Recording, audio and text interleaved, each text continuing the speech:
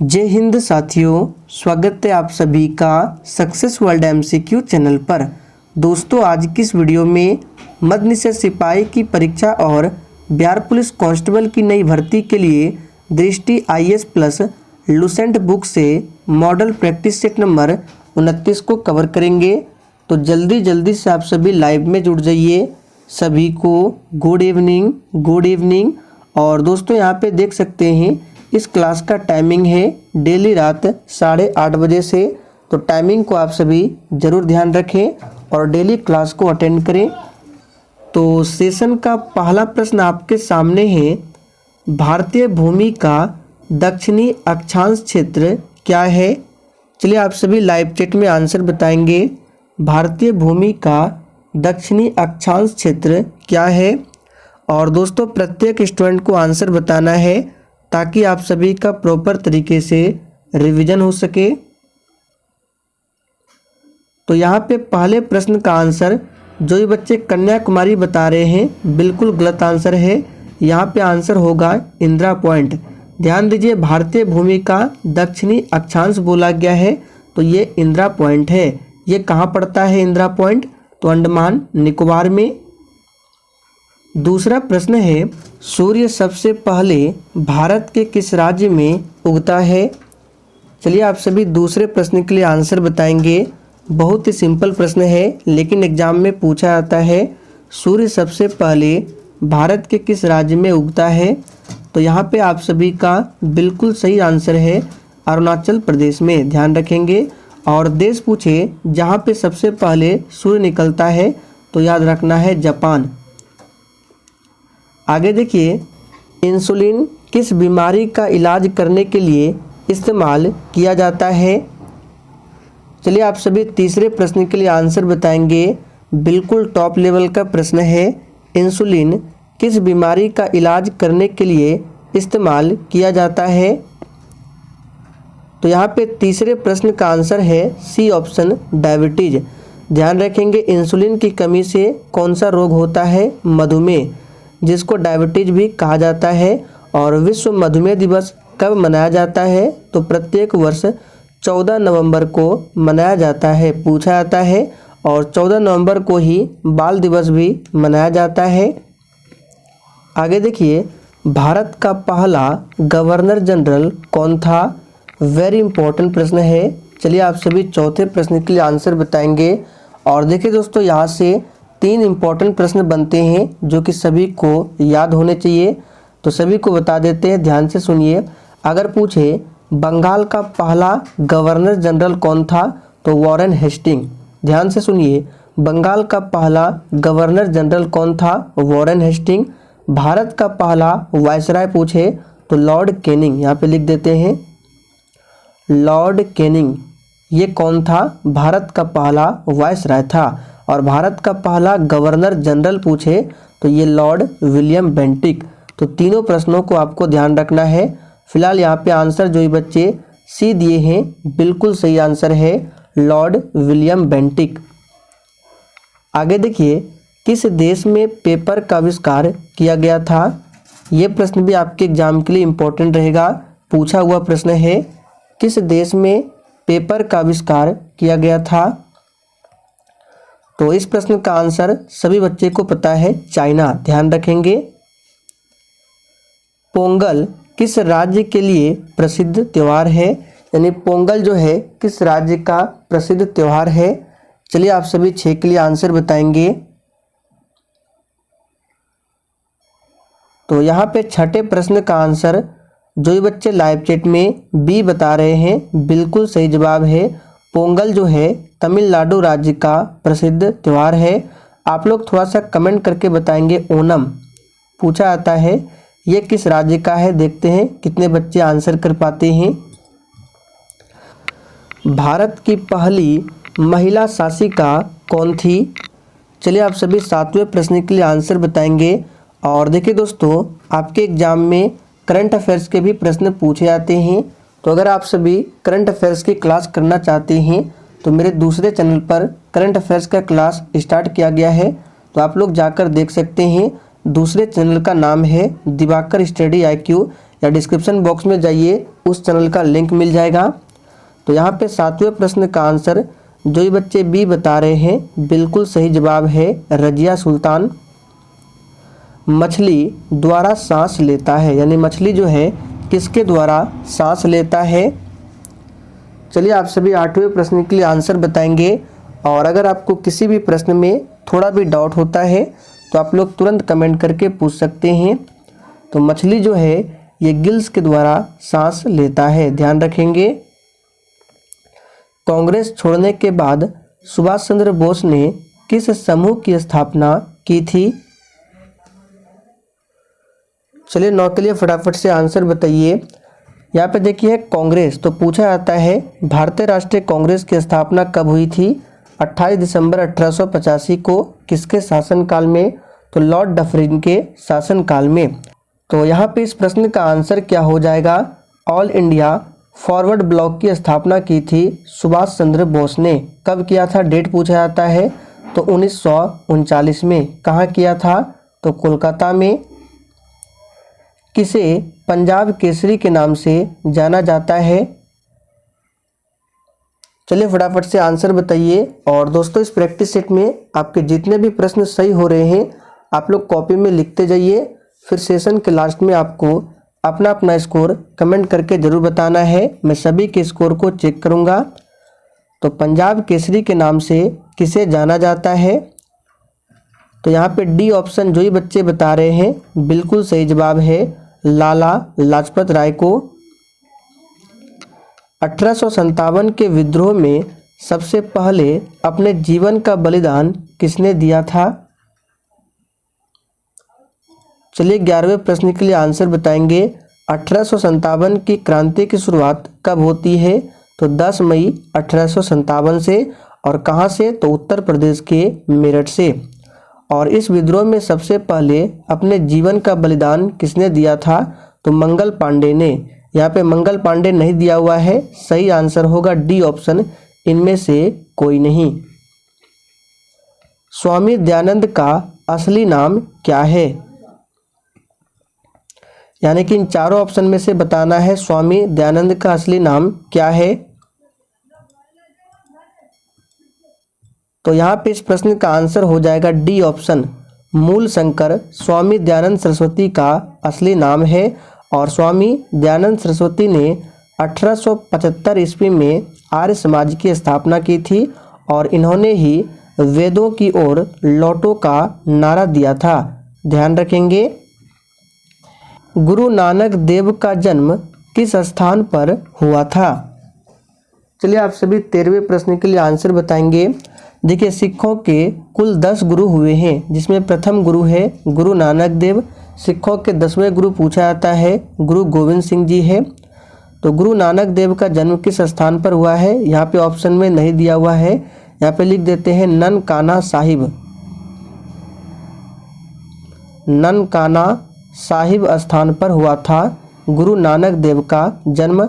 और सिखों के 10वें गुरु गुरु गोविंद सिंह का जन्म कब हुआ था, तो 1666 में पटना में। कोणार्क मंदिर का निर्माण किसने कराया था। चलिए दोस्तों इस प्रश्न के लिए आंसर बताएंगे। कोणार्क मंदिर का निर्माण किसने कराया था। सबसे पहले आप लोग बताएंगे कोणार्क का जो ये मंदिर है, सूर्य मंदिर, ये किस राज्य में है, तो याद रखेंगे उड़ीसा राज्य में है। और इसका निर्माण किसने कराया था, तो नरसिंह देव प्रथम ने कराया था। और इसी मंदिर को ब्लैक पैगोडा के नाम से भी जाना जाता है। निम्नलिखित में से कौन सा एक किसी मृत व्यक्ति का स्मारक नहीं है। बीबी का मकबरा, ताजमहल, चार मीनार, उस्ताद उद्दौला।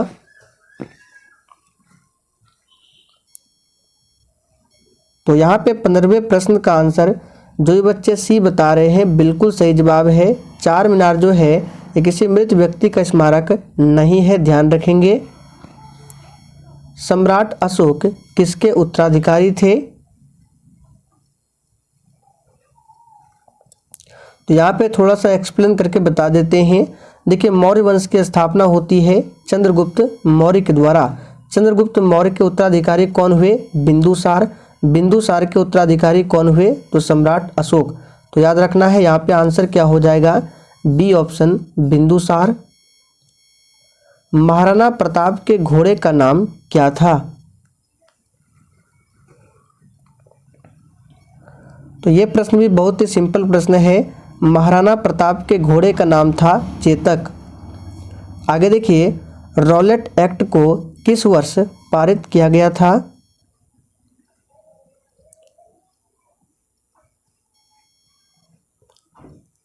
तो यहाँ पे इस प्रश्न का आंसर क्या हो जाएगा?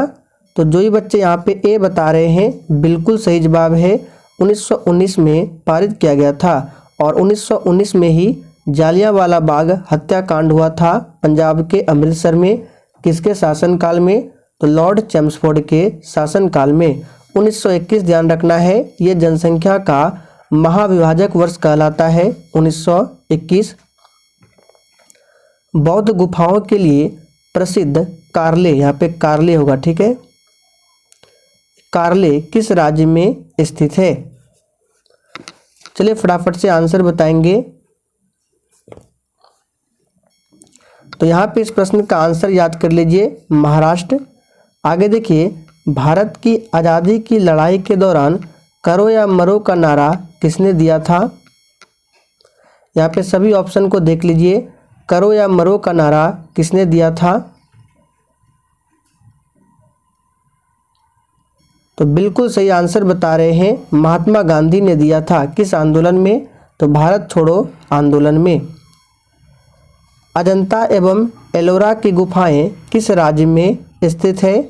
मध्य प्रदेश, महाराष्ट्र, मणिपुर या फिर डी उत्तर प्रदेश? चलिए किसके लिए फटाफट से आंसर बताएंगे। अजंता एवं एलोरा की गुफाएं काफ़ी ज़्यादा इम्पोर्टेंट है, एग्जाम में पूछा जाता है। ये जो गुफाएं हैं किस राज्य में हैं? तो याद कर लीजिए, महाराष्ट्र राज्य में है, ध्यान रखेंगे। रविंद्रनाथ टैगोर को किस वर्ष में नोबेल पुरस्कार से सम्मानित किया गया था? चलिए फटाफट से आप सभी आंसर बताएंगे। और देखिए दोस्तों, अगर आपको ये सेशन थोड़ा भी पसंद आ रहा है तो प्लीज़ आप सभी सेशन को दिल से एक बार ज़रूर लाइक करेंगे। तो ध्यान दीजिए, रविंद्रनाथ टैगोर को 1913 में साहित्य के क्षेत्र में गीतांजलि के लिए नोबेल पुरस्कार से सम्मानित किया गया था। रविंद्रनाथ टैगोर जन गण मन के रचयिता है। आगे देखिए, सुभाष चंद्र बोस के पिता कौन थे? चलिए आप सभी 23 के लिए आंसर बताएंगे। सुभाष चंद्र बोस के पिता कौन थे? तो यहाँ पे आंसर क्या हो जाएगा? B option, Jankinath Bose. अंतिम मुगल सम्राट कौन था? चलिए 24 के लिए आंसर बताएंगे। देखिए, मुगल वंश की स्थापना बाबर के द्वारा किया जाता है 1526 में। पानीपत का जो प्रथम युद्ध हुआ था बाबर और इब्राहिम लोदी के बीच में। यहाँ पे अंतिम मुगल सम्राट कौन था? तो बहादुर शाह जफर। डी ऑप्शन जो ही बच्चे बता रहे हैं बिल्कुल सही जवाब है। 1857 की विद्रोह में इनको रंगून भेज दिया गया था, बहादुर शाह जफर को। सीमांत गांधी किसे कहा जाता है? चलिए फटाफट से आंसर बताएंगे। सीमांत गांधी किसे कहा जाता है? तो यहाँ पे आंसर क्या हो जाएगा? खान अब्दुल गफ्फार खान को, ध्यान रखेंगे। भीमबेटका की गुफाएं कितने साल पुरानी मानी जाती है? तो याद कर लीजिए, भीमबेटका की गुफाएं जो है ये लगभग 30,000 साल पुरानी मानी जाती है, ध्यान रखेंगे। आप लोग कमेंट करके बताएंगे भीमबेटका की गुफा किस राज्य में है। यूनेस्को का वैश्विक विरासत स्थल विक्टोरिया मेमोरियल हॉल किस भारतीय शहर में स्थित है? चलिए आप सभी 27 के लिए फटाफट से आंसर बताएंगे। और देखिए दोस्तों, अगर आप इसका PDF डाउनलोड करना चाहते हैं तो डिस्क्रिप्शन बॉक्स में टेलीग्राम चैनल का लिंक है, वहां पर जाकर बिल्कुल फ्री में PDF डाउनलोड कर सकते हैं। यहाँ पे आंसर क्या हो जाएगा? ध्यान रखेंगे, कोलकाता में। आगे देखिए, और कोलकाता किस नदी के किनारे बसा हुआ है? तो हुगली नदी के किनारे बसा हुआ है। मध्य प्रदेश में स्थित वैश्विक विरासत स्थल भीमबेटका प्रसिद्ध है? ये किस लिए प्रसिद्ध है आपको बताना है। और देखिए मैंने आपसे एक प्रश्न पूछा था कि भीमबेटका जो गुफा है किस राज्य में है, तो देख लीजिए ये मध्य प्रदेश राज्य में है। यहाँ पे आंसर क्या होगा, भीमबेटका गुफा किसके लिए प्रसिद्ध है, तो याद कर लीजिए पाषाण आश्रय के लिए प्रसिद्ध है।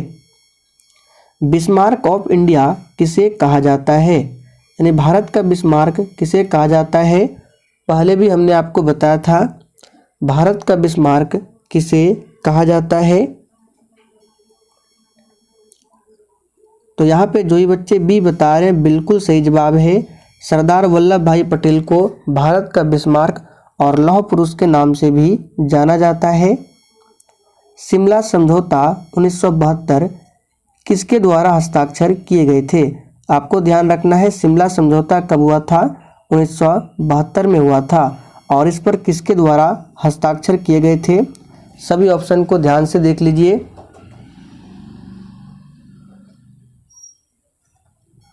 तो यहाँ पे इस प्रश्न का आंसर क्या हो जाएगा, इंदिरा गांधी एवं जुल्फिकार अली भुट्टो। देखिए बी ऑप्शन में दिया हुआ है इंदिरा गांधी एवं ZA भुट्टो, सी ऑप्शन में है इंदिरा गांधी एवं बेनजीर भुट्टो।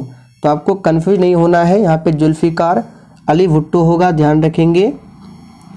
भारतीय स्वतंत्रता संग्राम के दौरान समाचार पत्र यंग इंडिया किसके द्वारा प्रकाशित किया गया था, चलिए आंसर बताएंगे। यंग इंडिया जो पत्रिका है किसके द्वारा प्रकाशित किया गया था, तो यहाँ पे जो ही बच्चे महात्मा गांधी बता रहे हैं बिल्कुल सही आंसर है, महात्मा गांधी द्वारा प्रकाशित किया गया था। महात्मा गांधी दक्षिण अफ्रीका से भारत कब लौटे थे, 9 जनवरी 1915 को, इसलिए प्रत्येक वर्ष 9 जनवरी को प्रवासी भारतीय दिवस मनाया जाता है। स्वतंत्रता सेनानी भगत सिंह को किस वर्ष में फांसी दी गई थी, एक भी प्रश्न फालतू नहीं है, सभी प्रश्न इंपॉर्टेंट है। चलिए आंसर बताएंगे, भगत सिंह को किस वर्ष में फांसी दी गई थी, तो यहाँ पे आंसर होगा 1931 में, याद रखेंगे। बी ऑप्शन जो ही बच्चे दिए हैं बिल्कुल सही जवाब है 1931 में। पूरा डेट क्या है, तो 23 मार्च 1931। श्रवणबेलगोला कहाँ पर स्थित है, चलिए 33 के लिए फटाफट से आंसर बताइए। श्रवणबेलगोला कहाँ पर स्थित है, सभी ऑप्शन को ध्यान से देखिए। डी ऑप्शन में है कर्नाटक, तो यहाँ पे जो ही बच्चे डी बता रहे हैं बिल्कुल सही जवाब है। श्रवणबेलगोला कहाँ है, तो ये कर्नाटक में स्थित है। यहाँ पे डी ऑप्शन आपका सही जवाब है, कर्नाटक। 1905 में बंगाल के विभाजन का आदेश किसके द्वारा दिया गया था, देखिए दोस्तों बंगाल का विभाजन हुआ था 1905 में, और 1906 में क्या हुआ था, मुस्लिम लीग की स्थापना होती है बांग्लादेश के ढाका में। और बंगाल का जो विभाजन हुआ था इसका आदेश किसके द्वारा दिया गया था, तो लॉर्ड कर्जन। 1928 में गठित इंडिपेंडेंस फॉर इंडिया लीग के अध्यक्ष कौन थे, चलिए आप सभी 36 के लिए फटाफट से आंसर बताएंगे। तो देखिए इंडिपेंडेंस फॉर इंडिया लीग कब गठित होता है, 1928 में, और इसके अध्यक्ष कौन थे आपको बताना है। तो यहाँ पे जो ही बच्चे सी बता रहे बिल्कुल सही जवाब है, श्रीनिवास अयंगर। यूनेस्को वैश्विक विरासत स्थल खजुराहो कहाँ पर स्थित है, तो याद कर लीजिए खजुराहो जो है ये स्थित है मध्य प्रदेश में। नोबेल पुरस्कार से सम्मानित हुए पहले भारतीय कौन थे,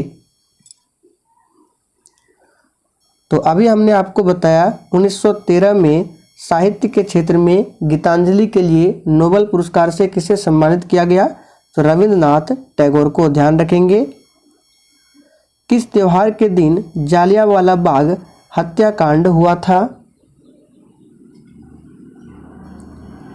तो दोस्तों जालियांवाला बाग हत्याकांड जो हुआ था 13 अप्रैल 1919 को, बैसाखी, याद रखेंगे। यहाँ पे ए ऑप्शन जो ही बच्चे बता रहे हैं बिल्कुल सही जवाब है, बैसाखी। अढ़ाई दिन का झोपड़ा ये मस्जिद कहाँ स्थित है? तो ये कहाँ स्थित है याद रखेंगे, अजमेर में स्थित है। अहमदाबाद को ध्यान रखना है, भारत का मैनचेस्टर कहा जाता है अहमदाबाद को। फतेहपुर सीकरी का निर्माण किसने किया था? तो दोस्तों यहाँ पे आंसर हो जाएगा अकबर। फतेहपुर सीकरी का निर्माण किया था अकबर। अकबर का मकबरा कहाँ है? सिकंदरा में है। अकबर ने 1582 ईस्वी में दीन ए इलाही धर्म की स्थापना की थी। कार्ले की बौद्ध गुफाएं किस राज्य में स्थित है? तो दोस्तों कार्ले की जो बौद्ध गुफाएं हैं ये महाराष्ट्र राज्य में स्थित है। यहाँ पे ए ऑप्शन आपका सही जवाब है। निम्नलिखित में से कौन सा एक बुद्ध की शिक्षाओं का संग्रह है? तो ध्यान दीजिए, बुद्ध की शिक्षाओं का संग्रह किसमें है? त्रिपिटक में है। डी ऑप्शन आपका सही आंसर है। नई दिल्ली स्थित जंतर मंतर किसके द्वारा बनाया गया था? तो जंतर मंतर कहाँ है? नई दिल्ली में है और ये बनवाया गया था जय सिंह द्वितीय, याद रखेंगे, महाराजा जय सिंह द्वितीय के द्वारा। स्वराज पार्टी के संस्थापक कौन थे? ये सेशन का आखिरी प्रश्न है और आप लोगों को कमेंट करके बताना है स्वराज पार्टी की स्थापना कब होती है, कमेंट बॉक्स में देना है। आखिरी प्रश्न है और इसके संस्थापक कौन थे? तो मोतीलाल नेहरू ऑप्शन में दिया गया है, बी ऑप्शन में मोतीलाल नेहरू। ध्यान रखेंगे यहाँ पे आपको ऑप्शन के अकॉर्डिंग आंसर बताना है। तो दोस्तों आज के लिए इतना ही, चलिए कल फिर मिलते हैं नेक्स्ट क्लास के साथ में।